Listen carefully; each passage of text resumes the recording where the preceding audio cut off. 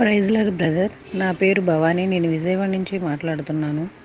నిన్న రాత్రి మా ఇంటి పక్కన బాబు కనిపించడం లేదు అని మీకు 11ంటికి ఫోన్ చేసి ఆ బాబు కనిపించాలని ప్రేయర్ చేయమని మిమ్మల్ని ప్రేయర్ రిక్వెస్ట్ అడిగాను. ఆ తర్వాత నేను 2:30 గంటలు ప్రార్థించాను.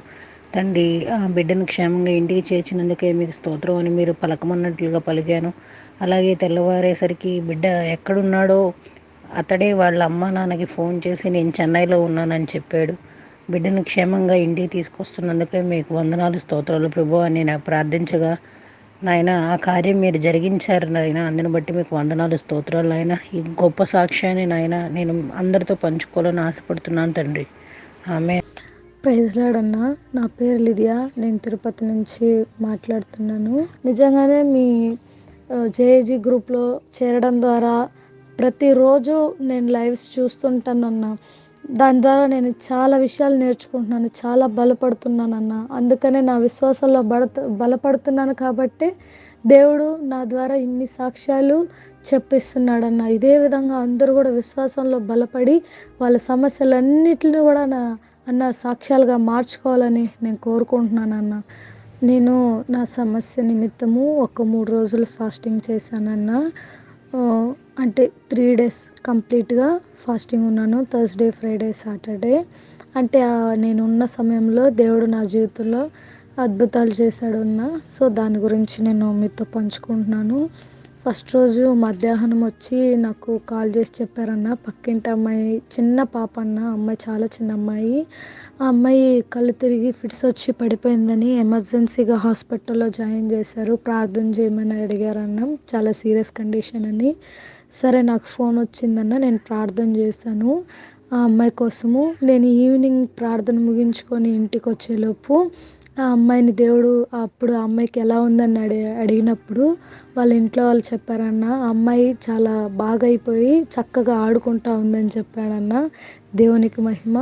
మళ్ళీ ఏమంటే 1.5 month నుంచి మా అమ్మ అడుగుతుంది, వేరే వాళ్ళు డబ్బులు ఇవ్వాలన్న మాకు. వాళ్ళు 1.5 month నుంచి అడుగుతున్నా కానీ ఇవ్వడమే లేదు. కానీ ఆ మరుసటి రోజు, రెండో రోజు ఫాస్టింగ్ నేను ఉన్నప్పుడు ఆ అమ్మ వెళ్ళి మా అమ్మ అడగగానే వాళ్ళు ఒక్కసారి అడగగానే డబ్బులు ఇచ్చేసారన్న. అంతేకాదు, మూడో రోజు ఫాస్టింగ్లో ఉన్నప్పుడు ఈ చిన్న పాపకి హాస్పిటల్ తీసుకెళ్లారని చెప్పాను కదన్న. డబ్బులు లేదని అడిగినప్పుడు మా ఇంట్లో నుంచే మేము సహాయం చేసామన్న. వాళ్ళు ఏమంటే, మేము అడగలేదు, ఆ రోజే మూడో రోజుకే ఆ అమ్మాయిని డిశ్చార్జ్ చేసుకొని వచ్చి మేము అడగకుండానే మేము వాళ్ళకి సహాయం చేసిన డబ్బుల్ని మాకు తిరిగి ఇచ్చేసారన్న. అంతేకాదు, సండే ఇంకా 3 days ఫాస్టింగ్ అయిపోయింది. సాటర్డే వరకు ఉన్నాను. సండే పొద్దున్న కూడా ఫాస్టింగ్తోనే చర్చ్కి వెళ్ళానన్న. మధ్యాహ్నము మా తమ్ముడు కాల్ చేసి చాలా బాధపడ్డాడన్న. మా తమ్ముడు చాలా దూరంగా ఉంటాడు, అంటే మాల్దీవ్స్లో షిప్లో పనిచేస్తాడన్న.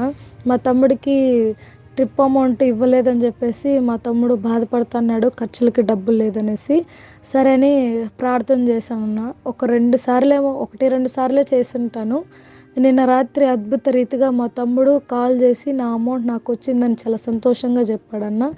దేవుడు నిజంగానే ఉపవాస ప్రార్థన ద్వారా నా జీవితంలో చాలా గొప్ప కార్యాలు చేశాడన్న. అందుని బట్టి దేవుని స్తుతిస్తున్నానన్న. ఇంకా గొప్ప గొప్ప సాక్ష్యాలు కూడా దేవుడు నా ద్వారా చేయాలని, నా జీవితంలో చేయాలని, మేము చెప్పే సాక్ష్యం ద్వారా ఎంతోమంది ప్రభావితమయ్యి వాళ్ళు కూడా దేవునిలో విశ్వాసాన్ని పెంచుకోవాలని, ఎదగాలని కోరుకుంటున్నానన్న.